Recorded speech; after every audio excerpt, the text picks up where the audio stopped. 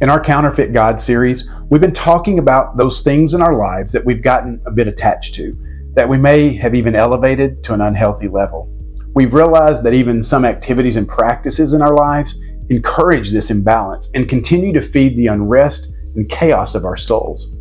So in an attempt to quiet the noises and clear our hearts and heads, we're inviting you to join us in a digital fast. It's a 28-day challenge from Sunday, February 2nd to Sunday, March 2nd, to help us create space to see the movement of God around us and hear His voice within us.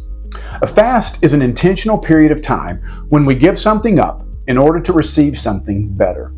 We'll be paying attention to those urges, the ones we have to distract ourselves with technology, and lean into practices like prayer, silence, and spending time with others.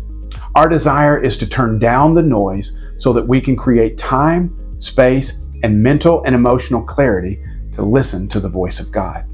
Now, we don't want to define exactly what this looks like for everyone. Everybody's different, and many struggle with this in different ways.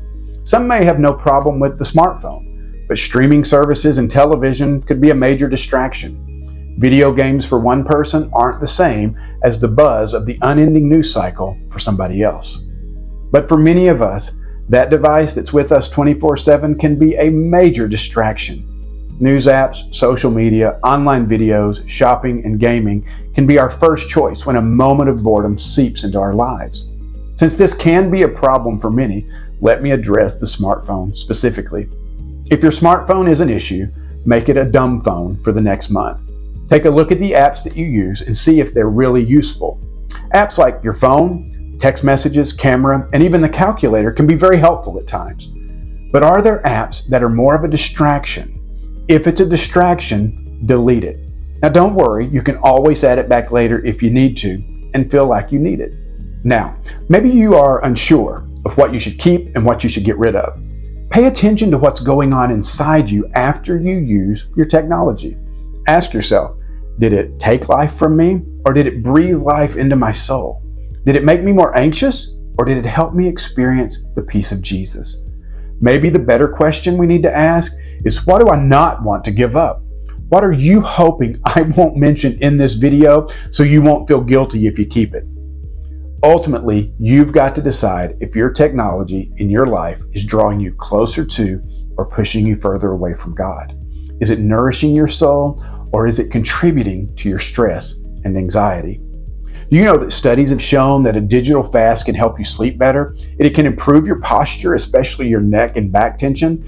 You'll begin to notice the faces and the eyes of other people. You can have increased mental clarity, reclaim your ability to even dream about the future.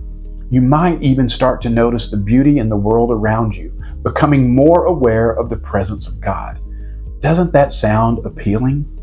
And listen, we're not making this a requirement for everybody. No one is going to check your fasting card at the door on Sunday.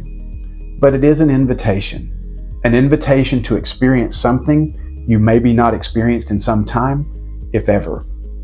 And what if, just maybe, by giving up something we think is so vital to our lives, we discover the true source of life found in a relationship with the Trinity, the Father, the Son, and the Spirit.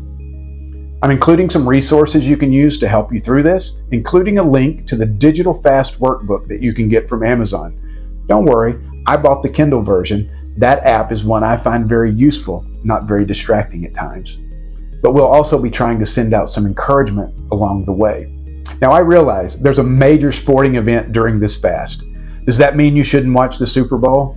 Not at all. But maybe it is a call to see the big game not as a distraction from life or an escape, but as a way to engage in community and build relationships with others. So what do you say? Are you with me? I know this can be annoying and maybe a bit scary. I mean, what if that person I graduated high school with 33 years ago and I haven't spoken to since decides to post pictures of their vacation to Branson? Whatever will I do? God, would you give us the boldness to demolish the idol of technology in our lives? And as we read in Psalm 119:37, to turn our eyes away from looking at worthless things and giving us life in your ways. Amen.